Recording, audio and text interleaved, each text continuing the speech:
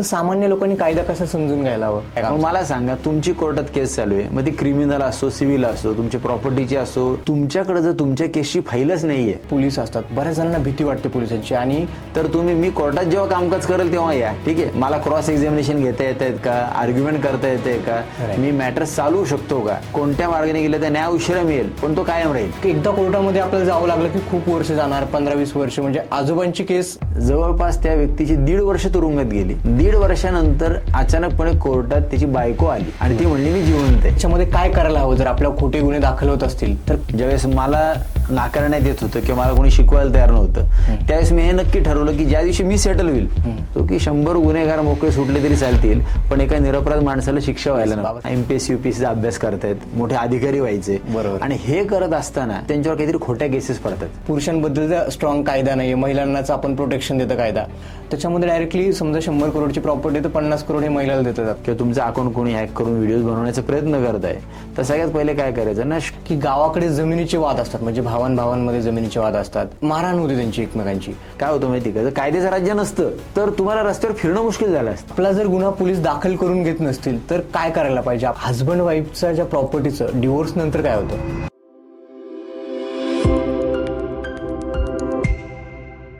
नमस्कार मंडळी, तुमचं मराठी माणसाच्या या विशेष मराठी पॉडकास्टमध्ये सहर्ष स्वागत आहे.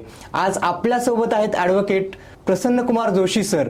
तर आज बऱ्याच आपण मागच्या 1 महिन्यापासून आपण पोल रन करत होतो की, आणि बऱ्याच जणांचे मला कमेंट्स पण येत होते की आपण एक लॉवरती किंवा कायद्याबद्दलच्या अभ्यासा रिलेटेड आपण एक पॉडकास्ट घ्यायला पाहिजे. तर बऱ्याच जणांनी मला नाव सुचवलं की ॲडव्होकेट प्रसन्न कुमार जोशी सरांचा आपण त्यांच्यासोबत पॉडकास्ट घेऊया. मी सरांशी रिच आउट केला आणि आपण आज पॉडकास्टला आहोत. नमस्कार सर, तुमचं मराठी माणसा चॅनलमध्ये सहर्ष स्वागत आहे. नमस्कार. येस सर, मला तुम्हाला पहिला प्रश्न असा विचारा वाटतो की तुम्ही या जर्नीमध्ये ॲज अ ॲडव्होकेट का झालात, किंवा तुम्हाला कधी असं वाटलं की आपण या ॲडव्होकेट व्हावं? सगळ्यात मूळ विषय असा आहे की ही जी काय ॲडव्होकेटची आपण जर्नी म्हणतो, तर हा एक व्यवसाय नाही, तर एक पॅशन आहे. ठीक आहे, तुम्हाला एखादं ध्येय असतं मनात, एकदा आपल्याला एखादी गोष्ट असते की मला एखादी गोष्ट आयुष्यात करायची आहे. ठीक आहे, तर मुलांचं जर आपण बघितलं तर लहानपणापासून ना आपले स्वप्न हे बदलत राहतात. राईट.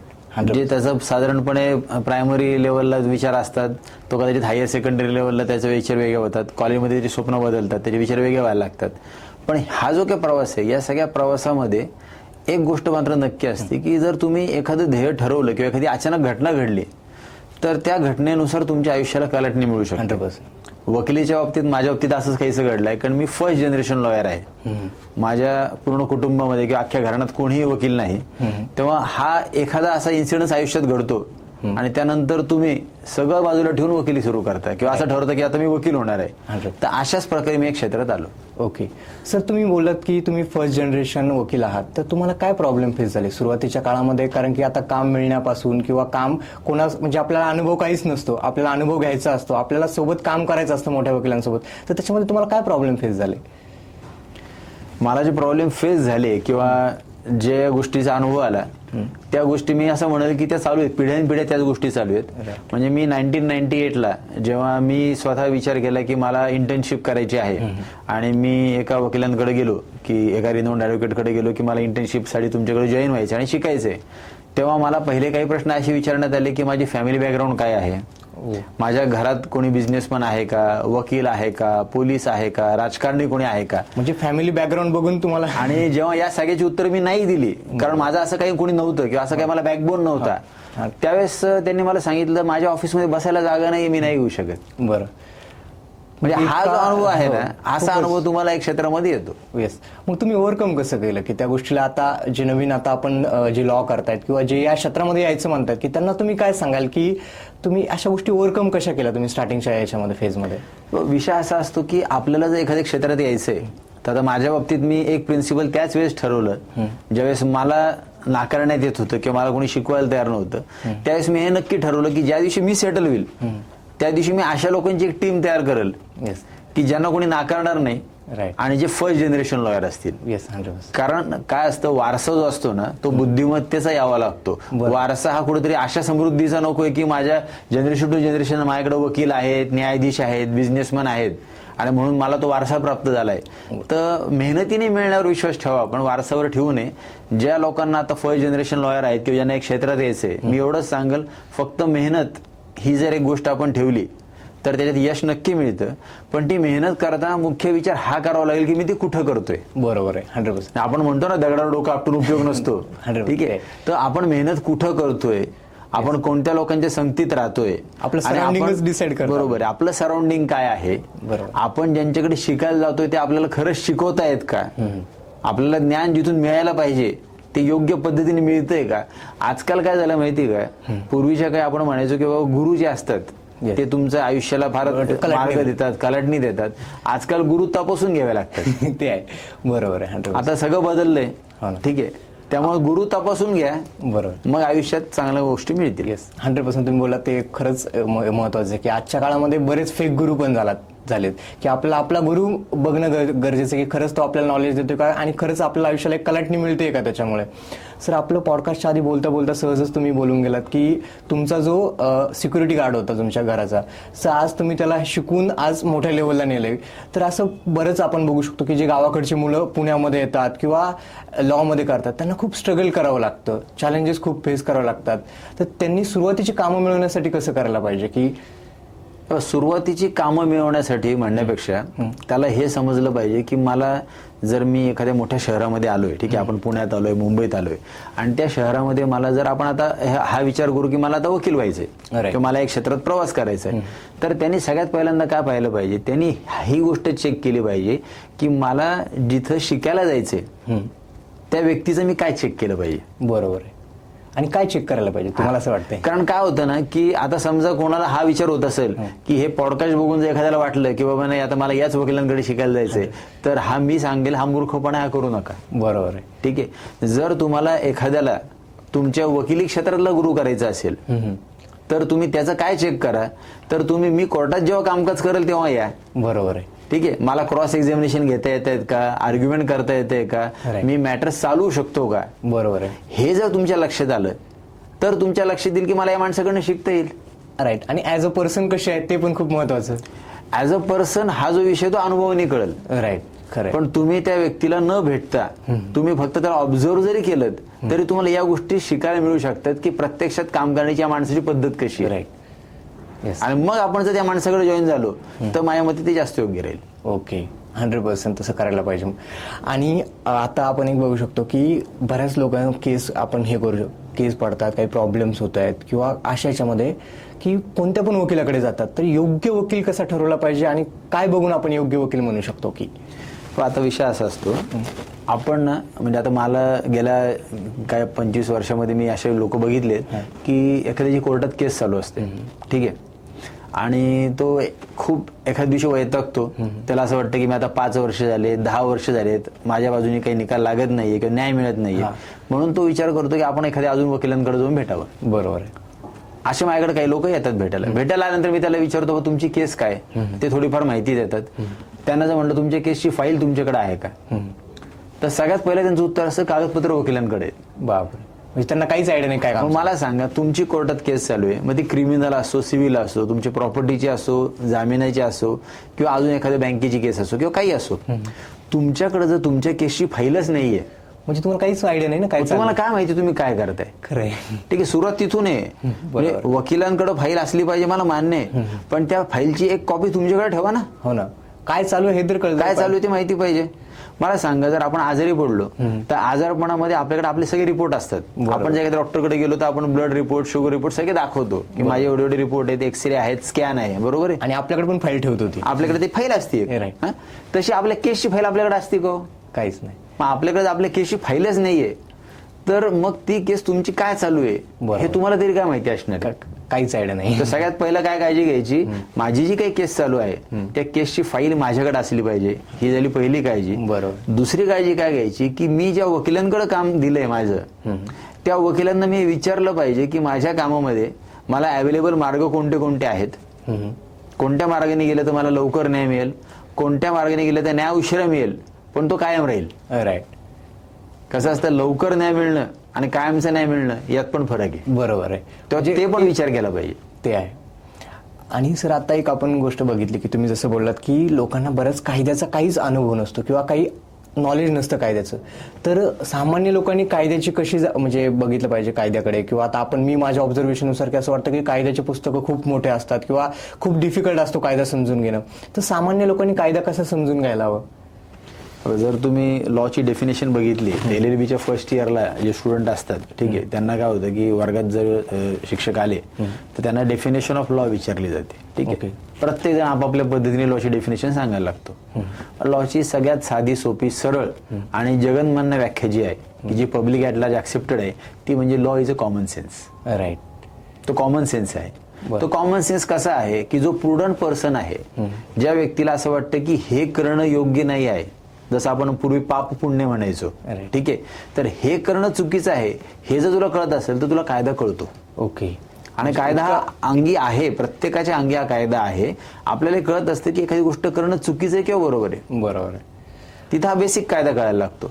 पुढची जी माहिती तुम्हाला घ्यायची आहे ती पुढची माहिती घेताना तुम्हाला आजकाल तर काय तुमच्या मोबाईलमध्ये पण सोर्स आहे. हो, म्हणजे बेसिक गोष्टी आपण मोबाईलवरून बघू शकतो. पूर्वी तुम्ही काय करायचे, पुस्तकं वाचायचे. राईट. आता काय होतं की आता बेसिक मोबाईलवरून बघितलं जातं, फक्त ते बघताना आपण सोर्स काय आहे, मी शब्द सोर्स हा वापरला तो यासाठी वापरला कारण काय होतं की तुम्हाला जर ChatGPT वापरायचे, AI वापरायचे, गुगल वापरायचे, तर तुम्ही खात्री केली पाहिजे की मिळणारे उत्तर बरोबर आहेत का. बरोबर आहे, 100%. कारण की फेक इन्फॉर्मेशन पण खूप प्रचंड प्रमाणात अवेलेबल आहे. हे फक्त तुम्हाला माहिती देत आहेत. राईट. ती माहिती खरी आहे याची शहानिशा तुम्ही कशी करणार. बरोबर आहे, 100. आणि याच्यामध्ये प्रॉब्लेम काय होतो की बऱ्याच वेबसाईटवरती लोकांना, सामान्य लोकांना आयडिया येत नाही की ऑथेंटिक आहे की नाही, ही माहिती खरी आहे की नाही, आणि तसे बरेच त्या गोष्टीच्या हे जातात. आणि सर आता आपण एक दुसरं बघू शकतो की जे पोलीस असतात, बऱ्याच जणांना भीती वाटते पोलिसांची, आणि तर खरंच पोलिसांची भीती बाळगली पाहिजे का? सगळ्यात महत्वाचा विषय असा आहे की कोणतीही व्यक्ती जिची कायद्याने नेमणूक ही जनतेच्या सेवेसाठी झालेली आहे, ज्याला आपण लिगल लँग्वेजमध्ये पब्लिक सर्व्हंट म्हणतो, ठीक आहे, त्या व्यक्तीची भीती तुम्ही बाळगण्याचं काही कारण नाही. आपल्या मराठीमध्ये म्हण आहे, तुमचं चॅनलचं नावच मराठी माणूस, बरोबर आहे की कर नाही त्याला डर कशाला. ते आहे. जर तुम्ही काही केलंच नाहीये तर तुम्ही घाबरू नका. बरोबर. पहिली गोष्ट, भिण्याचं कारण मुळीच नाहीये, घाबरण्याचं कारण नाहीये. आता काय होतं माहितीये का, ही जी भीती बसली आहे आता, म्हणजे मी हे बोलल्या लोकांच्या मनात प्रश्न लगेच निर्माण होतील किंवा काही लोक विचार करतील की ठीक आहे आम्ही घाबरणार नाहीत, पण पोलीस तसे राहिले आहेत का. खरे, बऱ्याच जणांना वाटतं. बऱ्याच जणांना वाटतं. वस्तुस्थिती पण आपल्याला नाकारता येत नाही. ठीक आहे, मग त्यावेळेस काय होतं ना, त्यावेळेस तुम्हाला हे बघता येतं की त्यावेळेस न्यायालय काय वागते. बरोबर. ठीक आहे, आता कालच एक निकाल झालाय ज्याच्यामध्ये तुम्ही जर बघितलं तर एका व्यक्तीला शिक्षा झाली होती. ठीक आहे, हा काहीतरी बंगळुरू का कर्नाटकचा मधला विषय आहे तो, की एका व्यक्तीला शिक्षा झाली. शिक्षा कशाची झाली की त्याने त्याच्या बायकोचा खून केला म्हणून मर्डर केसमध्ये त्याला शिक्षा झाली. शिक्षा त्याची जी झाली त्याची म्हणजे तो पोलीस कस्टडीमध्ये असताना त्या केसची ट्रायल आधी सुरू झाली, शिक्षा लागली, परत त्यांनी अपील केलं, केस चालू होती आणि त्याच्यामध्ये जवळपास त्या व्यक्तीची 1.5 वर्ष तुरुंगात गेली. 1.5 वर्षानंतर अचानकपणे कोर्टात त्याची बायको आली आणि ती म्हणली मी जिवंत आहे. बापरे. पण ही कुठल्या पिक्चरची स्टोरी नाही बरं का, ही घडलेली केस आहे. किती टफ आहे म्हणजे तो माणूस 1.5 वर्ष. हा, मग 1.5 वर्ष तो माणूस तुरुंगात होता. बरं. अचानकपणे बायको कोर्टात येते आणि सांगते की मी जिवंत आहे. मग अशा वेळेस चूक कोणाची. खूप म्हणजे याच्यामध्ये पोलिसांची किंवा आपण 100% पोलिसांची चूक आहे की जी मयत व्यक्ती आहे तिची ओळख यांनी व्यवस्थित पटवली नाही. ठीक आहे, आणि जी मेलेली व्यक्ती आहे त्याच वेळेस या माणसाची बायको काय फरार झाली आहे किंवा लापता झाली आहे का मिसिंग झाली आहे. ठीक आहे, त्यांनी संदर्भ लावला की जी काही मिसिंग आहे ती म्हणजेच ही आहे, असा संदर्भ लावून तिच्याच नवऱ्याला तुम्ही आतमध्ये टाकता. 1.5 वर्ष तो तुरुंगात राहतो. ठीक आहे, मग आता काही चूक नसताना, काही चूक नसताना मग अशा वेळेस कोण निर्णय घेणार. अशा वेळेस न्यायालयच निर्णय घेणार आहे. न्यायालयाने या गोष्टीची दखल घेतली, संबंधित पोलिसांविरुद्ध कारवाई करायला सांगितली. त्याचबरोबरीने जे 1.5 वर्ष या माणसाच्या तुरुंगात गेलेत त्याला कॉम्पेन्सेशन पण मिळणार आहे. पोलिसांनी जर तुम्हाला चुकून अटक केलेली आहे आणि हे जर तुम्ही सिद्ध करू शकलात की तुमचा गुन्हा नाहीये, तुमची चूक नाहीये आणि पोलिसांनी तरीही तुम्हाला अटक केली आहे, तर न्यायालय त्या पोलिसांवर पण ऍक्शन घेतं आणि तुम्हाला त्या गोष्टीची नुकसान भरपाई पण मिळते. ते आहे. आता बऱ्याच लोकांना तुम्ही जसं बोलले की आता तुम्ही जशी एक बँगलोरची केस सांगितली त्याच्यामध्ये बऱ्याच लोकांचं काय होतं की खोटे गुन्हे दाखल केले जातात आणि ज्यांना कायद्याचं काही आयडिया नाहीये, त्यांना काहीच अनुभव नाहीये, त्या लोकांनी कसं बघितलं पाहिजे किंवा याच्यामध्ये काय करायला हवं. जर आपल्याला खोटे गुन्हे दाखल होत असतील तर कसं करायला पाहिजे त्यांनी. सगळ्यात पहिली गोष्ट अशी आहे ना की समजा जो आता विद्यार्थी वर्ग आहे किंवा जे तरुण आहेत की त्यांना आहे ना कसं असतं की आपण काहीतरी करिअर करायला आलेलो असतो. राईट. ठीक आहे. आता काय होतं समजा आपण आता पुण्यातलं उदाहरण घेतलं किंवा मुंबईतलं उदाहरण घेतलं तर बरेच लोक आहेत ना एमपीएससी युपीएससीचा अभ्यास करतायत. ठीक आहे. त्यांना कुठेतरी सरकारी परीक्षा द्यायच्या आहेत, मोठे अधिकारी व्हायचे. बरोबर. आणि हे करत असताना त्यांनाच असे अनुभव येतात की त्यांच्यावर काहीतरी खोट्या केसेस पडतात. बरं ही केस आली म्हणजे त्याच्या नावावर एकदा केस झाली की केस झाल्यानंतरचा पुढचा प्रवास आहे तो त्याचा इतका कठीण होऊन बसतो की त्याने आता आयुष्यात त्याचं करिअर बघायचं का ती केस बघायची. मग हा जो काही प्रकार आहे या प्रकारात त्या माणसाला कोणती काळजी घेता येईल तर सगळ्यात पहिला असा विषय असतो की जर एखाद्या विरुद्ध चुकीची एफ-आय-आर झाली आणि त्याला माहिती की एफ-आय-आर माझ्या अगेन्स्ट जी काही झालेली आहे असा गुन्हा मी कुठलाही केलेला नाहीये तर त्यासाठी ना स्क्वॅशिंग ऑफ एफ-आय-आर नावाची एक प्रोसेस आहे. ठीक आहे. स्क्वॅशिंग ऑफ एफ-आय-आर ती जी एफ-आय-आर आहे ती तुम्ही उच्च न्यायालयामध्ये याचिका दाखल करून केस फाईल करून स्क्वॅश करून घेऊ शकता, रद्द करून घेऊ शकता. म्हणजे ती केस चालवावी लागत नाही. आपला बऱ्याचदा समज काय असतो की एफ-आय-आर झाली म्हणजे आता पोलीस स्टेशन झालं, मग कोर्ट झालं, मग जामीन झालं, मग केस चालणार, चार्जशीट येणार, साक्षीदार होणार आणि केस चालू राहणार. आता हा जो काही प्रवास आहे ना की त्याची चार्जशीट येणार आहे, साक्षीदार येणार आहेत, केस चालणार आहेत, त्यामध्ये याचा करिअर संपून जातो. 10-15 वर्ष तिथे त्याचं करिअर संपल ना. आज आपण समजा फास्ट ट्रॅक कोर्ट आले आपण समजू 3-4 वर्ष लागले पण त्या 3-4 वर्षामध्ये जो आता समजा एमपीएससीची रिटर्न पास झाला असेल, इंटरव्ह्यू असेल आणि त्याच्यावर केस दिसली पुढे होईल का त्याचं करिअर गेलंच त्याचं. करिअरचं नुकसान आहे ना आयुष्याचं. मग अशा वेळेस त्यांनी काय केलं पाहिजे ना स्क्वॅशिंग ऑफ एफ-आय-आर जी आहे त्यासाठी म्हणून त्यांनी हायकोर्टमध्ये केस फाईल केली तर ती एफ-आय-आर त्याला रद्द करून आणता येते. ओके. आणि त्याला किती कालावधी लागतो? एफ-आय-आर स्क्वॅश करायला 2 ते 3 महिने पुरेसे झाले. म्हणजे खूप फास्ट प्रोसेस आहे. फास्ट प्रोसेस आहे ती. पण हे लोकांना माहितीच नाही आयडिया. बऱ्याच आता आपण बऱ्याच जणांचं बघू शकतो की खोटे गुन्हे असल्यामुळे बऱ्याच जणांचे जॉब्स गेले किंवा बऱ्याच जणांना स्पर्धा परीक्षेचं तुम्ही उदाहरण दिलं की तशा लोकांना म्हणजे अनुभव येतो.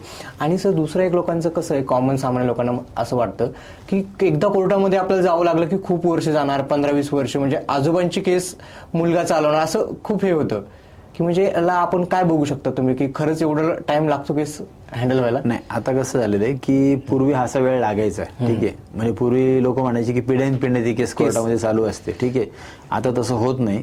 आता जर एखादी केस कोर्टामध्ये विनाकारण पेंडिंग राहायला लागली ज्याच्यामध्ये समजा आपण असं समजू किंवा वकील तारखा घेत आहेत, लोक येत नाहीयेत, टॅक्टिक्स फॉलो केले जात आहेत तर ती केस फास्ट चालून घ्यावी यासाठी देखील हायकोर्टानं डायरेक्शन मिळू शकतात. ओके. आणि काही ज्या केसेस आहेत त्या केसेस हायकोर्ट किंवा उच्च न्यायालय जे आहे ते स्वतःहून ट्रॅक करतं. ज्याच्यामध्ये ज्या जुन्या केसेस आहेत त्याला फर्स्ट इन फर्स्ट आउट या मेथडनुसार त्या केसेसचे निकाल लागून त्या पटकन संपवल्या जातात. ओके. आता फास्ट ट्रॅक सिस्टीम जी आहे ती कोर्टामध्ये पण आलेली आहे. Fast track system. आता सर तुम्हाला जवळपास लॉमध्ये जवळपास 25 वर्षाचा अनुभव आहे. अशा काही केसेस आहेत का की ज्या तुम्हाला आज पण आठवतात किंवा असे अनुभव की जिथे तुम्ही सांगू शकाल काय ऑडियन्स सोबत, म्हणजे नाव न घेता? काय होतं की अशा आता बऱ्याच केसेस आहेत. एवढ्या वर्षांमध्ये इतका कालावधी झाला आणि एवढ्या केसेस येतात की ज्याच्यामध्ये हा जो प्रकार आहे ना हा नेहमी होत राहतो. ठीक आहे. याच्यामध्ये एक समजा आपण काय करू, एक समजा क्रिमिनल केस बद्दल आपण बोलतोय. ठीक आहे. तर त्याच्यात काय झालं होतं की एका व्यक्तीविरुद्ध गुन्हा दाखल झाला. तो जो गुन्हा आहे तो डायरेक्टली त्याचा तो 498-306 होता. म्हणजे त्यांनी त्याच्या पत्नीचा खून केला, जाळून मारली म्हणून त्याच्यावर गुन्हा दाखल होता. आणि पोलिसांनी त्याच्यामध्ये स्टेटमेंट जे आहे त्या वाईफचं, ते डाईंग डिक्लेरेशन जे आहे त्या वाईफचं ते दाखल केलं होतं. म्हणजे मृत्यूपूर्व जबाब, की ज्या जबाबामध्ये त्या स्त्रीने लिहून दिलं होतं की बाबा मला माझ्या पतीने मारलेला आहे, त्रासामुळे मी आत्महत्या करत आहे आणि तिची त्याच्यावर स्वाक्षरी होती आणि तिचा अंगठा होता त्या स्टेटमेंटला. ओके. आता ती जी महिला आहे ती महिला पूर्ण जळालेली भाजलेली होती. जेव्हा उलट तपासासाठी मी आयोला विटनेस बॉक्समध्ये उभं केलं तेव्हा मी त्याला विचारलं की बाबा ती जी महिला पूर्ण भाजली होती किंवा जळाली होती हे तुम्ही कसं सांगू शकता? तर त्यांनी सांगितलं की मी पाहिलं ती पूर्ण जळाली होती आणि डॉक्टरचं सर्टिफिकेट आहे तसं. म्हटलं सर्टिफिकेट सोडून तुम्ही काय चेक केलं, तुम्हाला काय दिसलं? तेव्हा तिचे हात भाजले होते, पाय भाजले होते. म्हटलं पूर्ण भाजले होते? म्हणजे हो. म्हटलं पुढून मागून भाजले होते? म्हणजे हो. म्हटलं पुढून मागून ते भाजले होते. तर या स्टेटमेंटवरचा जो अंगठा आहे तो कसा आहे आणि सही जी आहे ती इतकी स्मूथ कशी आहे? बापरे. ठीक आहे. जर भाजली आहे तर ती व्यक्ती तसं करू शकत नाही. आणि या एका पॉइंटवर त्या माणसाची सुटका झाली. ठीक आहे. त्या माणसाला पण ते न केलेल्या कृत्यामुळे त्रास होत होता, तो वाचला गेला. बऱ्याचदा काय होतं या क्षेत्रामध्ये तुम्हाला अशा गोष्टी जाणवतात पण त्या ज्या गोष्टी आहेत त्याच्यामध्ये कायद्याचा हेतू खूप प्रामाणिक आहे. जे लोकांना असं वाटतं की गुन्हेगार मोकळे सुटतात, पण कायद्याचा याच्या मागचा हेतू एकच असतो की 100 गुन्हेगार मोकळे सुटले तरी चालतील, पण एका निरपराध माणसाला शिक्षा व्हायला नको. बाबासाहेब आंबेडकरांचं वाक्य. तर ते आपण लक्षात ठेवलं पाहिजे. येस, 100% आहे सर. आता आपण हे थोडंसं ना कॉमन ऑडियन्सच्या क्वेश्चनकडे जाऊया, की आता बऱ्याच जणांना लव्ह मॅरेज होत आहेत, तर त्याच्यामध्ये बऱ्याच जणांचा फॅमिली खूप इश्यू असतो. घरचे विरोध करतायत किंवा घरचे धमकी देत आहेत, तर अशा वेळेस आपण काय करू शकतो? सगळ्यात महत्वाचा विषय असा आहे की जेव्हा तुम्हाला कायद्याने संज्ञान म्हणून डिक्लेअर केलं जातं, तेव्हा तुम्ही तुमच्या आयुष्याचे सगळे निर्णय घेण्यास समर्थ आहात. ठीक आहे. आता आपल्याकडे काय होतं की भारतीय संस्कृतीमध्ये जी विवाह संस्था आहे त्याच्यामध्ये जेव्हा आपण लव्ह मॅरेजचा विचार करतो, त्या लव्ह मॅरेजमध्ये जो स्पेशल मॅरेज ऍक्ट आहे त्यानुसार तुम्ही नोटीस देऊन लग्न करू शकता. जो नोटीस पिरियड आहे तो जेव्हा तुम्ही कायदेशीर संज्ञान आहात तेव्हा तुम्ही 1 मंथची प्रायर नोटीस देऊन तुम्ही रजिस्टर मॅरेज करू शकता. आणि रजिस्टर लग्न तुमचं एकदा झालं की त्याच्यानंतर जर तुम्हाला कोणी विरोध करत असेल, आता मध्यंतरी ऑनर किलिंग सारख्या घटना घडल्या की ज्याच्यामध्ये फक्त आंतरजातीय विवाहांमुळे काही प्रॉब्लेम झाले, ठीक आहे, त्याच्यावर काही मूवीज पण आल्या, बरोबर आहे, आणि बऱ्याच स्टेटमध्ये आणखीन पण गोष्टी तशा आपण चालू आहेत ते प्रकार. त्याच्यामध्ये काय होतं ना की असे जे काही कपल आहेत त्यांना पोलीस प्रोटेक्शन घेता येतं. ओके, म्हणजे कायदा स्वतः त्यांना संरक्षण देतो. त्यांना पोलीस प्रोटेक्शन जर पोलिसांनी नाही सहकार्य केलं तर त्यांना कोर्टाकडे सेपरेट ऍप्लिकेशन करून त्यानुसार देखील त्यांना पोलीस प्रोटेक्शन मिळू शकतं. ओके, पण त्यांनी हे केलं पाहिजे. त्यांना सामान्य नागरिक म्हणून जीवन जगण्याचा, स्वतःचे निर्णय घेण्याचा संपूर्ण अधिकार आहे. ओके, पण तो कसा वापरायचा हे जर त्यांना कळलं तर त्यांना त्रास नाही होणार. राईट, म्हणजे त्यांना कायद्याची जाणीव असणं महत्वाचं आहे सर. 100%. राईट. आता सर आपण अतुल सुभाष केस बघू शकतो किंवा आता बऱ्याच केसेस होत आहेत की त्याच्यामध्ये ना जे पुरुषांची बाजू आहे तिला असं ठामपणे किंवा पुरुषांबद्दल कायदा नाही असं बऱ्याच, आता तुम्ही ऑनलाईन बघितलं असेल की पुरुषांबद्दल स्ट्रॉंग कायदा नाही, महिलांनाच आपण प्रोटेक्शन देतं कायदा. तर तुम्हाला काय वाटतं की पुरुषांबद्दल आहेत का तसे कायदे? आता आपण बघू शकतो अतुल सुभाषची डेथ झाली आहे, पण त्याच्यानंतर त्या केसेसचं काय झालं हे कोणालाच माहिती नाही. सगळ्यात प्रमुख विषय असा आहे की कायदा जो आहे तो कायदा सगळ्यांचं संरक्षण करण्यासाठी तयार झालेला आहे. राईट.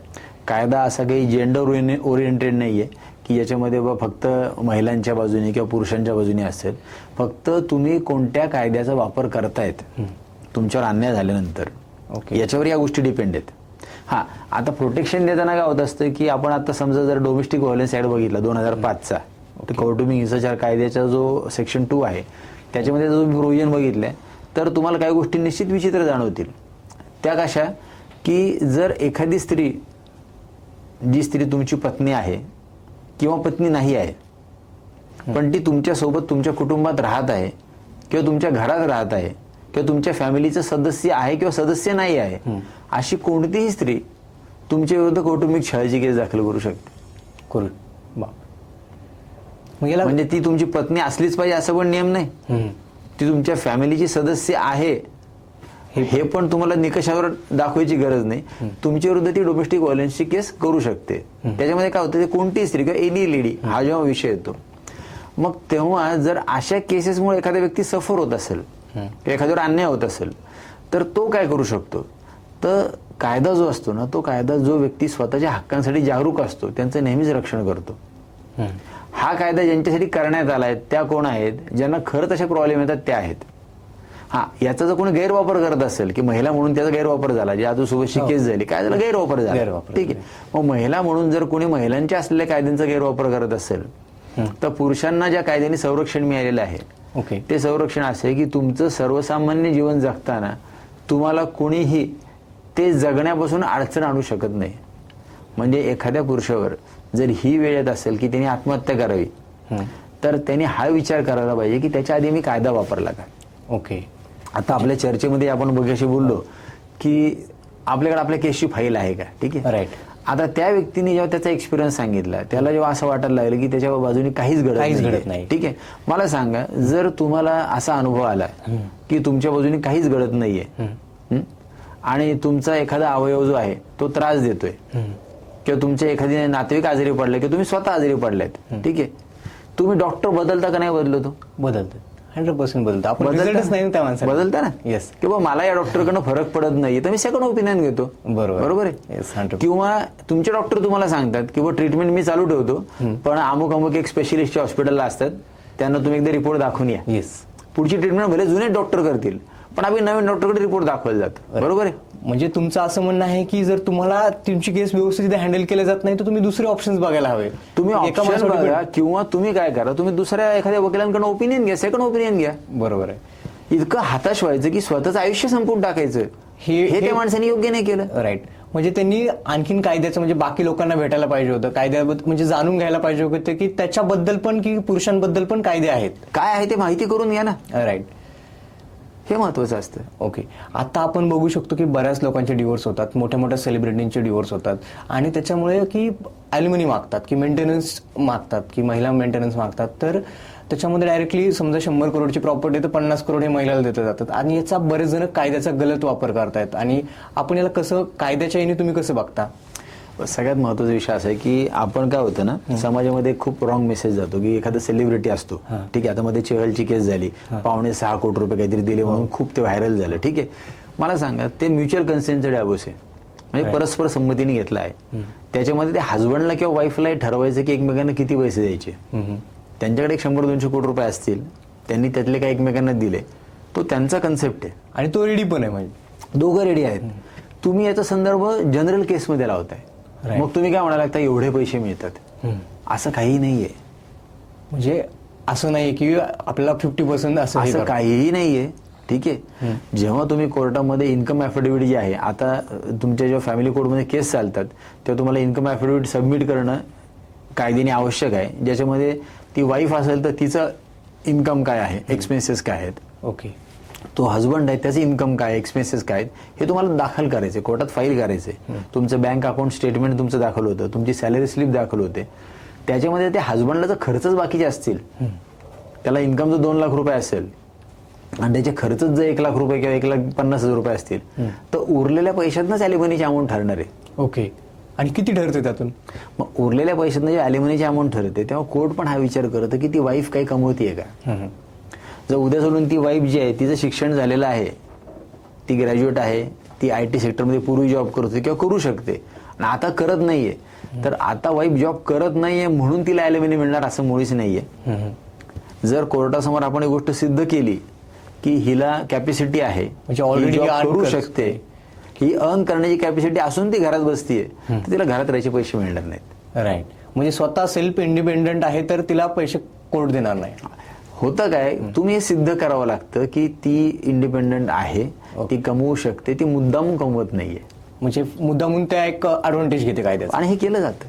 म्हणजे लोक मुद्दामून या गोष्टी करतात आणि लग्न संस्था जी आहे ती या गोष्टींमुळे बदनाम व्हायला लागलेली आहे. ओके.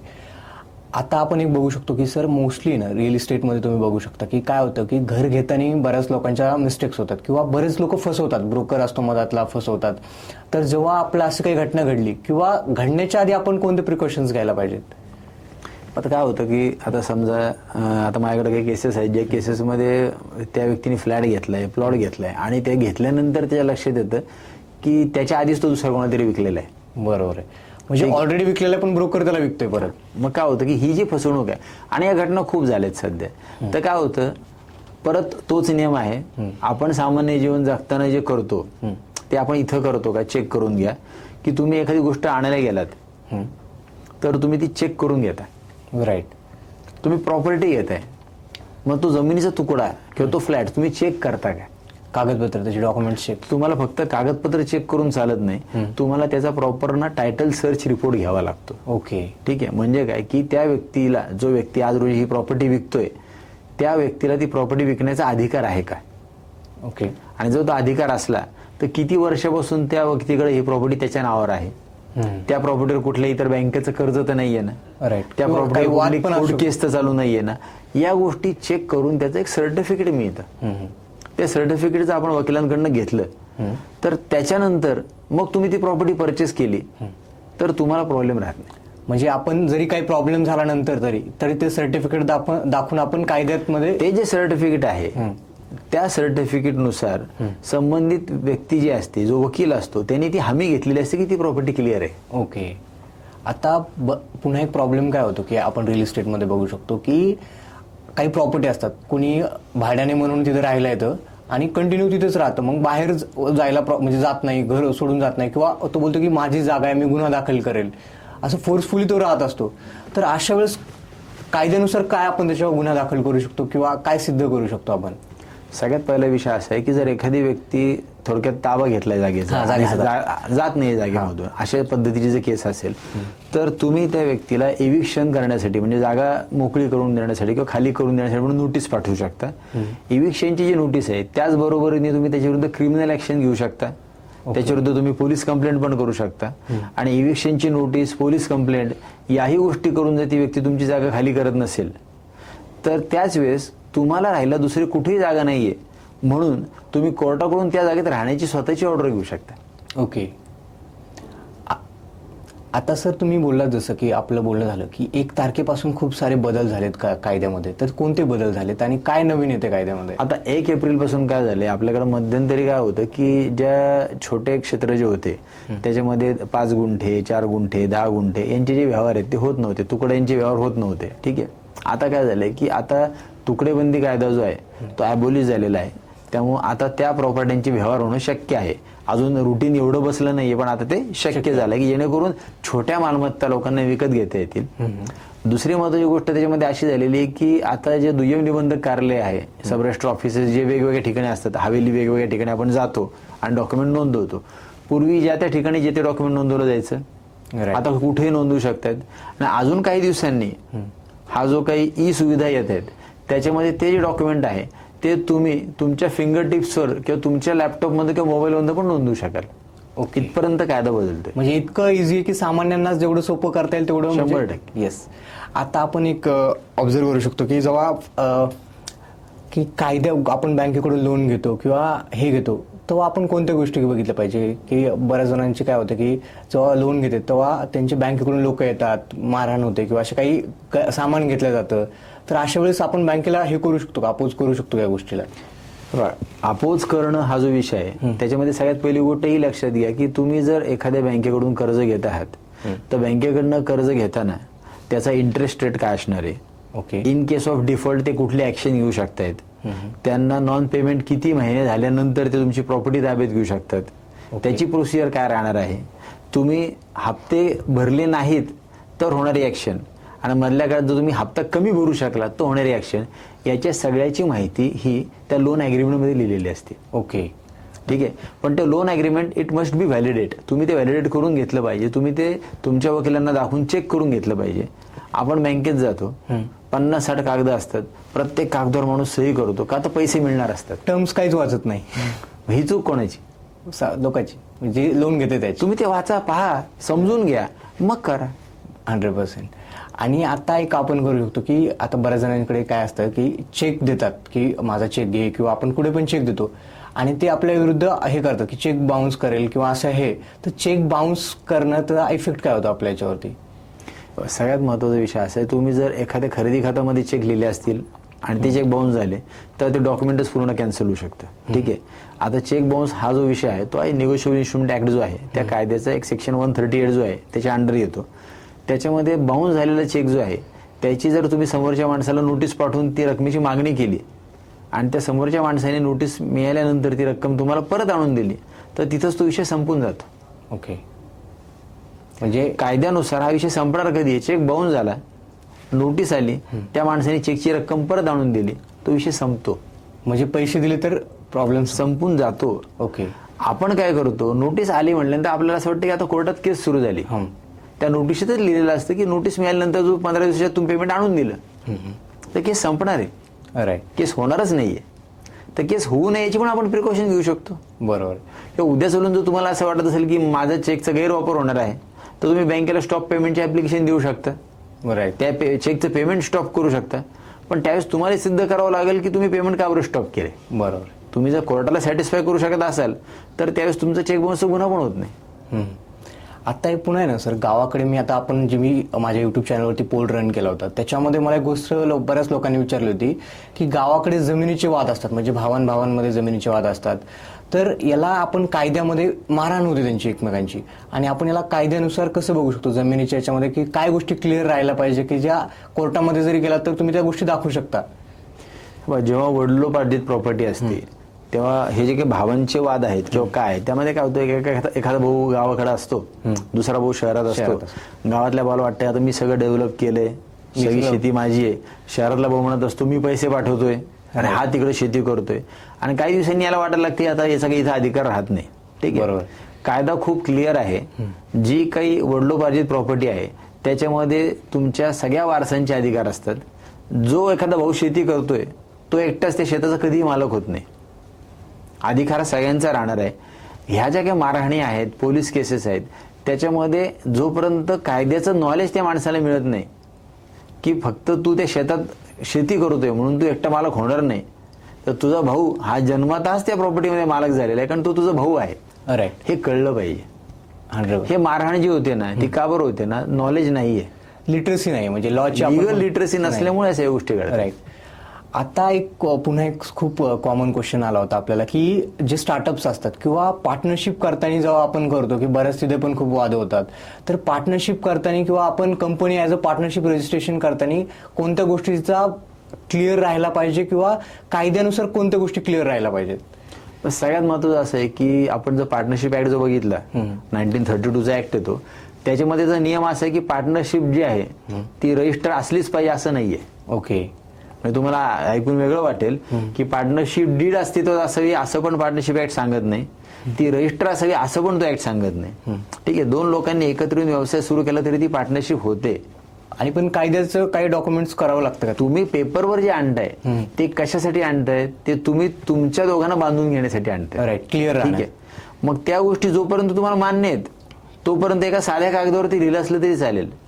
पण जर तुमचे डिस्प्यूट होणार असेल तर तुम्ही त्याचं रजिस्ट्रेशन केलं पाहिजे. राईट, म्हणजे ती जी डीड आहे ती जर तुम्ही कंपनीत खाली नोंदवली, रजिस्टर्ड असेल, तर रजिस्टर्ड डीड केल्यानंतर दोघांवर त्या गोष्टी बंधनकारक राहतील. ओके. मग त्याच्यातले सगळे नियम, त्याचं रजिस्ट्रेशन, हे सगळं प्रॉपर प्रोसिजर बघून घेतली पाहिजे. आणि पार्टनरशिप जेव्हा पार्टनरशिप आपण रजिस्टर करतो कंपनीत, तर किती असला पाहिजे, म्हणजे की अॅन्युअल कंपनीचा रेव्हेन्यू किती असला पाहिजे असं काही आहे का कायद्यामध्ये? तसा काहीच विषय नाही. तुम्हाला कसं असतं, पार्टनरशिप हा पूर्ण विषय वेगळा आहे आणि त्याचं टॅक्सेशन किंवा ऑडिट हा विषय पूर्ण वेगळा आहे. ओके. तुम्हाला फक्त काय किंवा दोनपेक्षा जास्त व्यक्ती जेव्हा एकत्र येऊन व्यवसाय सुरू करतात ती पार्टनरशिप होते. राईट. हा साधा सरळ विषय आहे. त्यांच्यामध्ये प्रॉफिट शेअरिंग कसं राहील, भांडवल कोण किती गुंतवतंय, त्याचा रेशो कसा राहील, त्यांची फायनान्शियल स्टॅबिलिटी काय असेल, त्यांचं लोनची लायबिलिटी काय असेल, या गोष्टी त्यांना ठरवून घ्याव्या लागतात. कायद्यानुसार फक्त एकच गोष्ट आहे की पार्टनरशिप जर तुम्ही केलीत, त्याच्यानुसार कर्ज घेतलं, तर तुम्ही उद्या म्हणू शकत नाही की आता माझ्या कंपनीत पैसे राहिले नाहीत, तुम्ही कर्ज फेडणार नाही. त्या कंपनीबरोबर तुमची वैयक्तिक मालमत्ता जी असते ती देखील बँका ताब्यात घेऊ शकतात. ओके. तेव्हा हा विचार जर आपण करत असू पार्टनरशिप की पार्टनरशिप फर्म आहे म्हटल्यानंतर व ठीक आहे, फर्म उद्या सोडून जर गेली घाट्यामध्ये आणि आम्ही डिक्लेअर केलं की आता आमच्याकडे फर्मकडे पैसे नाहीत, तर पार्टनर जे आहेत त्यांच्या वैयक्तिक मालमत्तेला देखील त्याच्यामध्ये जावं लागेल सामोरं, हे लक्षात ठेवायचं. राईट. आता पुन्हा एक आहे, तुम्ही जसं बोललात की आपलं पर्सनल गोष्टी पण किंवा आपले पर्सनल पैसे पण जाऊ शकतात. तर आता बरेच जण काय करतात, बिझनेसमध्ये लोन घेतात आणि त्यांचं लोन डिफॉल्ट होतं काही रिझनमध्ये, तसं लॉस होतात. तर आपण लोन घेताना कोणत्या गोष्टीचा विचार केला पाहिजे आणि जर डिफॉल्ट झालं तर काय असतं, म्हणजे नेमकं? लोन डिफॉल्ट झालं म्हणजे तुम्हाला काही हप्ते भरता आले नाहीत, तर दोन वेगवेगळे स्टेजेस आहेत. तुम्हाला जर खरोखरच काही हप्ते भरता येत नाहीत आणि मुदत पाहिजे असेल तर त्याला तुम्हाला रिस्ट्रक्चरायझेशन ऑफ लोनची प्रोसिजर आहे. ओके. ही बऱ्याच लोकांना माहिती नसते की आता समजा बिझनेसमध्ये लॉसेस होत आहेत, तर बिझनेसमध्ये लॉस होत असताना तुम्ही बँकेला अप्रोच करू शकता, तुमचा हप्ता कमी करून घेऊ शकता. राईट. किंवा ते लोन रिस्ट्रक्चर करून मागू शकता. ठीक आहे. राईट. कमी याच्यामध्ये मुद्दे तुम्ही दुसऱ्या बँकेकडनं लोन घेऊन पहिल्या बँकेचं लोन टेक ओव्हर करून घेऊ शकता. तसं पण पॉसिबल आहे. या गोष्टी पॉसिबल आहेत, आपण त्या करत नाहीत. राईट. आणि जर अगदीच हाताबाहेर जायला लागलं तर त्यावेळेस ती जी व्यक्ती आहे ती व्यक्ती बँकरप्सी डिक्लेअर करू शकते. ओके. कोर्टामध्ये तो ऍप्लिकेशन देऊन त्याची दिवाळखोरी जाहीर करतो की बाबा मी बँकेचं कर्ज फेडू शकत नाही म्हणून. अशा वेळेस त्याला कोर्टाकडून देखील प्रोटेक्शन मिळू शकतं. आता आपण सायबर रिलेटेड थोडंसं डिस्कस करूया की सायबर क्राईममध्ये आपण बघू शकतो की बऱ्याच आता क्रिएटर वगैरे आहेत, मोठे क्रिएटर असतील किंवा एखादा फेमस सेलिब्रिटी आहे, त्याचे डीप फेक किंवा असे फेक व्हिडिओज बनवले जातात, तर कायद्याने तो गुन्हा आहे? 100% गुन्हा आहे. राईट. तो कसं म्हणजे तुम्ही याला असं जर झाल्यानंतर समजा माझा कोणी फेक व्हिडिओ बनवतोय किंवा माझ्या रिलेटेड कोणी असं फेक ऍक्टिव्हिटी काही करतोय सोशल मीडियावरती, तर आपण कसा गुन्हा दाखल करू शकतो? सायबर गुन्हे कसे दाखल करू शकतो? सगळ्यात पहिला विषय असा आहे की जर तुमच्या लक्षात येते की तुमचा एखादा फेक व्हिडिओ आहे, डीप फेक व्हिडिओ आहे, किंवा तुमचं अकाउंट कोणी हॅक करून व्हिडिओ बनवण्याचा प्रयत्न करत आहे, तर सगळ्यात पहिले काय करायचं ना, stopncci.org म्हणून साईट आहे, त्याच्यावर सायबर जायचं. गुन्हे ठीक आहे? दाखल करू शकतो का? तिथे जाऊन तुम्ही तो व्हिडिओ जो असतो त्याचा तुम्ही कंप्लेंट फाईल करा. ओके. तुम्ही जर या ठिकाणी जाऊन कंप्लेंट फाईल केलीत तर जिथं कुठं तो व्हिडिओ असेल तो व्हिडिओ तिथून हटवण्यात येतो, तिथं तो ब्लॉक होतो. हा झाला पहिला, जो महिलांनी अवश्य लक्षात ठेवावा की जो हा महत्वाचा विषय आहे. जेव्हा तुम्ही तो व्हिडिओ पॉज करता, स्टॉप करता, त्याच्यानंतर तुम्हाला ऑनलाईन सायबर क्राईमची कंप्लेंट दाखल करता येते. ओके. आणि ती कंप्लेंट फाईल झाल्यानंतर तुमचं नाव हे गुप्त ठेवण्यात येतं. तुमचं कुठे आयडेंटिटी डिस्क्लोज न होता म्हणजे काही गुन्हा दाखल होतो. ज्यांनी गुन्हा दाखल केला त्याचं काहीच येणार नाही, म्हणजे की कुठेही येत नाही. ओके. आणि आता सर आपण एक बघू शकतो की फायनान्शियल फ्रॉड्स खूप होतात, की गेममध्ये की लहान मुलं काही करतात किंवा याच्यामध्ये जातात. तर आपण फायनान्शियल फ्रॉड्स किंवा ऑनलाईन जे स्कॅम होतात त्याचं पण आपण तिथेच त्याच वेबसाईटवरती आपण दाखल करू शकतो, की काही त्याचं वेगळं प्रोसिजर आहे? त्याला सेपरेट प्रोसिजर आहे. सायबर क्राईम मध्ये काय होतं की जर तुमचे फायनान्शियल फ्रॉड होत असतील तर ते फ्रॉड ज्या बँकेच्या अकाउंट मधनं होतात त्या बँकेला तुम्हाला सगळ्यात पहिले कळवावं लागतं. तुमची फसवणूक होत असेल तर. आता आज सकाळचं जर तुम्ही उदाहरण बघितलं तर आज सकाळी मुंबईमधले एक 87 वर्षाचे आजोबा आहेत, त्यांचे 53 लाख रुपये एका ऍपमध्ये गेले. राईट. आणि ते ऍप कुठलं होतं तर डेटिंग ऍप होतं. राईट. ठीक आहे. मग आता मला सांगा, जर या पद्धतीने घटना घडत असतील तर तुम्ही प्रिकॉशन काय घेताय? येस. आपण हे लक्षात घेतलं पाहिजे की आपल्या हातात जो मोबाईल आहे त्या मोबाईलमध्ये आपण जे बघतोय त्याच पद्धतीने आपल्यासोबत अजून कोणीतरी तो मोबाईल बघतोय. राईट. कारण तुम्ही त्या परमिशन्स देऊन ठेवलेल्या आहेत थर्ड पार्टीला. ऍक्सेस देतो आपण, तुम्ही ऍक्सेस देत आहात. त्यावेळेस तुम्हाला हे कळलं पाहिजे की या जगामध्ये कसं असतं की आपल्याला हे दुधारी शस्त्र आहे की त्याचे चांगल्या गोष्टी पण आहेत आणि वाईट गोष्टी पण आहेत. मग तुम्ही तुमचा मोबाईल वापरताना जर तुम्हाला फायनान्शियल फ्रॉडमध्ये तुम्ही अडकायला लागलात तर सगळ्यात पहिली गोष्ट तुम्ही काय केली पाहिजे, तर you must inform to your bank की तुम्हाला हा प्रॉब्लेम जाणवतोय. तुमच्या अकाउंटमध्ये तुम्ही पहिल्यांदा ट्रान्झॅक्शन स्टॉप केले पाहिजेत. बऱ्याच ऍपचं असं की ऑटो डिडक्ट होतात पैसे. आता जिथं ऑटोमॅटिक डिडक्शन आहे तिथं तुम्ही लक्षात घेतलं पाहिजे की तुम्ही स्वतःचं अकाउंट चेक करता काय. राईट. आणि आपण परमिशन देतो पण लोकांना आयडियाच नसते. तुम्ही अकाउंट पण चेक करत नाही तो. काय होतं की सुरुवातीला जर एखाद्याच्या अकाउंटमधून 30 रुपये 35 रुपये गेले आणि त्याला ते कळलं नाही ते कशाचे गेलेत, तुम्हाला आता मेसेज आला आणि तुम्हाला आता कळलं की बाबा एक साधारण 40 रुपये कुठले तरी गेलेत, तुम्ही फोन पेला गुगल पेला बघता ठेवून देता. राईट. तुम्हाला काय वाटतं काहीतरी कट झाले, ती अमाऊंट कमी आहे. राईट. तुम्ही तिचे एन्क्वायरी करत नाहीत. 2-3 महिने ती अमाऊंट तशीच कट होते आणि अचानकपणे एखाद्या दिवशी मोठी अमाऊंट कट होते. राईट. मग तुम्हाला कळतं की ही पहिले जी कट झालेली अमाऊंट होती ना ती याच्या सिक्वेन्स मधली होती. म्हणजे सुरुवात घडते ना त्या सुरुवातीला तुम्ही तेवढं जागरूक राहिलं पाहिजे की हे कशाचे पैसे कट झाले. राईट. म्हणजे पूर्वीच्या काळी लोक काय करायचे माहितीये का, हिशोब घेऊन बसायचे, लिहायचे. आता तुम्ही लिहिता का हिशोब, सांगा बरं तुमचं? नाही. पूर्ण आता हिस्ट्री बघतो आपण की गुगल पेची हिस्ट्री काय, फोन पेची हिस्ट्री काय. आणि याच्यामुळे असं आपण ऑनलाईनमुळे असं झालं की बऱ्याच फेक्स पण की मी पोलीसमधून बोलतोय किंवा मी असं हे होतोय. आता स्वतः कॉलिंग मध्ये पण ते आले की काय झालंय, डिजिटल अरेस्ट ही जी कन्सेप्ट आहे, म्हणजे जवळपास मी मागच्या वर्षी या गोष्टीवर एक व्हिडिओ केला होता की डिजिटल अरेस्ट काय पद्धतीने होतं. आता गव्हर्नमेंट पण जागरूक झाले आणि तुम्हाला आता फोनच्या रिंगटोन पण यायला लागले, बरोबर आहे.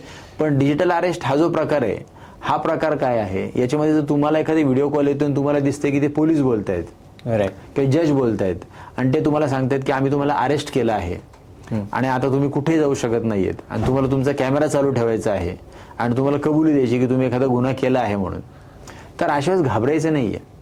सगळ्यात पहिले असं आहे की तुम्हाला जर कोणी तुमचे व्हिडिओज बनवून पाठवत असेल किंवा डिजिटल अरेस्टसाठी म्हणून तुम्हाला व्हिडिओ कॉल येत असतील, फोन कॉल येत असतील, तर तुम्हाला जर ते अवॉइड नाही करता आले आणि तुम्ही जर ते रिसिव्ह केले तर पहिली गोष्ट घाबरू नका. बरं. आणि बरेच जणांचे असं आहे की पोलीसचा युनिफॉर्म असतो घातलेला. आता माझ्या एक फ्रेंडचा प्रॉब्लेम आहे की त्यांनी एक ॲप डाउनलोड केलं आणि तिथून लोन घेतलं, समजा 2,000चं घेतलं होतं त्यांनी.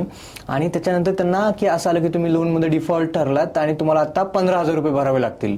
तर त्याला सिच्युएशनमध्ये पॅनिक झाला तो. त्याला काहीच लक्षात येत नव्हतं की तो पुढचा माणूस पोलीसमधून येते, मी PSI अशा टाईपमध्ये तो सांगत होता. तर अशा तुम्ही जसं बोलले की एक सायबर अरेस्ट होऊन जातं माणूस स्वतःला की ऑनलाईन याच्यामध्ये, तर त्यावेळेस काय करू शकतो? सगळ्यात पहिल्यांदा असं आहे की एकतर असे लोन घ्यायचे नाहीत, हा झाला पहिला मुद्दा. आता घेतले ज्याच्याकडनं झालाय हा प्रकार, ठीक आहे, त्यांनी एकच करायचं की त्यांनी ज्या बँक अकाउंटचा ऍक्सेस देऊन ते लोन घेतलेलं आहे ते बँक अकाउंट त्यांनी तातडीने बँकेला इन्स्ट्रक्शन देऊन एक तर स्टॉप करून घ्या, बंद करा, त्यांचा ऍक्सेस बंद करा, नाही तर अकाउंट बदलून घ्या. ओके, म्हणजे ह्या गोष्टी त्यांनी फॉलो करायला पाहिजे. या गोष्टी त्यांनी पहिले फॉलो केल्या पाहिजेत, ठीक आहे. तिथं तुम्ही पैसे ठेवू नका. आता आपण बऱ्याच केसेसमध्ये बघतो की पोलीस गुन्हा दाखल करून घेत नाहीत किंवा पोलिसांनी 4 तास लावले, 8 तास लावले किंवा कोणी पॉलिटिकल संबंध असल्यामुळे. तर आपला जर गुन्हा पोलीस दाखल करून घेत नसतील तर काय करायला पाहिजे आपण, नाहीतर पुढची स्टेप काय घ्यायला पाहिजे? पोलीस जर तुमचा गुन्हा दाखल करून घेत नसतील तर आता ऑनलाईन FIR आलेले आहेत, तुम्ही तो गुन्हा ऑनलाईन देऊ शकता. पण ऑनलाईन देखील सगळ्यांनाच जमतं असं नाहीये. आणि मी बघितलं जेव्हा ऑनलाईन FIR आली, मला खूप लोक माझ्याकडे ऑफिसमध्ये येऊन बसले की सर कसं करायचं आणि कुठं साईटला प्रॉब्लेम येतोय, एरर येतोय, होत नाहीये. एक साधा सोपा सरळ पर्याय सांगतो. ज्या पोलीस स्टेशनला तुमचा गुन्हा दाखल करून घेतला जात नाहीये त्या पोलीस स्टेशनला तुम्ही तुमची कंप्लेंट जी आहे ते रजिस्टर पोस्टाने पाठवा. ओके, ती रजिस्टर पोस्टाने जी कंप्लेंट तुम्ही पाठवताल त्याची जी रिसिट मिळते, पावती मिळते रजिस्टरची पाठवायची, ती पावती त्याच्यासोबत ती कंप्लेंट आणि एक कव्हरिंग लेटर की मी या पोलीस स्टेशनला गेलो होतो, यांनी कंप्लेंट घेतली नाही म्हणून मी रजिस्टर पोस्टाने पाठवली, असं तुम्ही कमिशनर ऑफिसला पाठवा. ही 2 पत्र पाठवा. या 2 पत्र पाठवल्यानंतर त्यांना तुमची दखल घ्यावी लागेल. ही 2 पत्र गेल्यानंतरही दखल नाही घेतली गेली तर आता BNSचा जो 175(3) नवीन सेक्शन आला आहे त्यानुसार तुम्ही कोर्टामध्ये प्रायव्हेट कंप्लेंट दाखल करून ती FIR दाखल करू शकता. ओके, म्हणजे जर कोणी जर पोलिसांनी गुन्हा दाखल नाही केला तर त्यांनी जर आपण पोस्टने त्यांना हे दाखवलं तर ते आपले रिसिप्ट करावं लागणार, ती रिसिप्ट आपण जपून ठेवायची. ओके, आता सर सर्वसामान्य जे लोक आहेत त्यांनी कायद्याकडे कसं बघायला हवं? हे बघ, कायद्याकडे पूर्वीपासून आजपर्यंत थोडं भीतीदायक आपल्या म्हणजे सगळ्यांनी बघायचं कसं माहिती का, ते आपल्याला एक मदत करणारी गोष्ट म्हणून बघायला पाहिजे. राईट, ती भीती हा शब्द पहिले काढून टाका, कळलं? ती भीतीदायक नाहीये. कायदा हा तुमची मदत करण्यासाठी आलेला आहे. राईट, आणि कायद्याचं राज्य आहे का हे जेव्हा माणूस प्रश्न विचारतो तेव्हा मी सगळ्यांना हा एकच प्रश्न विचारेल की तुम्हाला एखादी चुकीची घटना घडते म्हणून तुम्ही लगेच सुरू होता, ठीक आहे, माझं त्या घटनांना समर्थन मुळीच नाही, ठीक आहे. आजही ज्या गोष्टीसाठी कॅन्डल मार्च निघत असतील, मोर्चे निघत असतील, काही निर्गुण खून घडतायत, हत्या घडतायत, बलात्कार होत आहेत, गोष्टी चुकीच्याच आहेत. 100%. पण याचा अर्थ कायद्याचं राज्य राहिलं नाही असं नाहीये. कायदा आहे म्हणून या गोष्टी करणाऱ्या लोकांना शिक्षा होतीये, त्यांच्यावर केस दाखल होत आहेत आणि समाजात या गोष्टी राजरोज घडत नाहीयेत. राईट, आणि जर कायद्याचं राज्य नसतं ना, काय होतं माहिती का, जर कायद्याचं राज्य नसतं तर तुम्हाला रस्त्यावर फिरणं मुश्किल झालं असतं. कोणी काही कायदे म्हणजे गुन्हे केले असते ते, आणि बऱ्याच लोकांना आज मदत पण होते ना कायद्यामुळे. निश्चित मदत होते. आता सर जवळपास मला ऑडियन्सने जेवढे क्वेश्चन्स विचारले होते मी त्याच्यामध्ये सगळे कव्हर करण्याचा ट्राय केलाय आणि तुम्ही पण खूप चांगल्या पद्धतीने त्याचे आन्सर्स दिले. पण मला एक तुम्हाला लास्टचा एक क्वेश्चन असा विचारायचा आहे की जेव्हा तुम्ही तुमच्या करिअरची सुरुवात केली होती आणि आत्ताच्या वकिलकीमध्ये आणि त्या वकिलकीमध्ये तुम्हाला काय फरक जाणवतोय? जेव्हा सुरुवात केली होती त्यावेळेस काय व्हायचं की जर तुम्हाला एखादा जुना निकाल जरी पाहायचा असला, ठीक आहे, तरी आम्ही लायब्ररीमध्ये जायचो आणि AIRची पुस्तकं चाळत बसावे लागायचे, ठीक आहे, कारण मी जेव्हा वकिलीची सुरुवात केली त्यावेळेस गुगल नव्हतं. राईट, ठीक आहे, काही सोर्स, गुगलचा जन्म नव्हता, तुमचे स्मार्टफोन नव्हते, एखाद्या केसचं सायटेशन शोधायचं वाचायचं म्हटलं तरी पूर्ण सगळी पुस्तकं काढावी लागायची. आताच्या जनरेशनला आता हे गुगल वगैरे तर मागं पडलंय, आता डायरेक्टली AI आलंय, आता ChatGPT आलंय, आता हा जो इंटेलिजन्स आहे तो वाढलाय. खरंय, पण तो वाढण्याच्या बरोबरीने मला एक असं जाणवतं की पूर्वी वकिली जी होती ती एका लिमिटेड स्कोप पुरती मर्यादित होती, आता तिचा स्कोप पण वाढलाय. पण आता हा एकट्या माणसाचा स्कोप नाहीये, तर आता हा एक टीम वर्कचा स्कोप झालेला आहे. एक टीम वर्क मध्ये निश्चितच आहे. कारण काय होतं की तुम्हाला जर सगळ्या क्षेत्रांमध्ये काम करायचं असेल तर जर तुमच्याकडे एक प्रॉपर चांगली टीम असेल तर तुम्ही लोकांना निश्चित चांगली सेवा देऊ शकता. येस, 100%. सर धन्यवाद, तुम्ही आमच्या पॉडकास्टवरती आलात. खूप चांगल्या पद्धतीने तुम्ही खूप सिम्पल जे लोकांना माहिती असायला पाहिजे अशा छोट्या छोट्या टर्म्समध्ये खूप छान पद्धतीने तुम्ही सांगितलं. तर मंडळी, प्रसन्न कुमार सरांनी आपल्याला खूप छान पद्धतीने आज मार्गदर्शन केलेलं आहे. तर तुम्हाला सरांसोबत नेक्स्ट पॉडकास्ट कोणत्या विषयावरती घ्यायला आवडेल व हा पॉडकास्ट कसा झाला कमेंटमध्ये नक्की कळवा.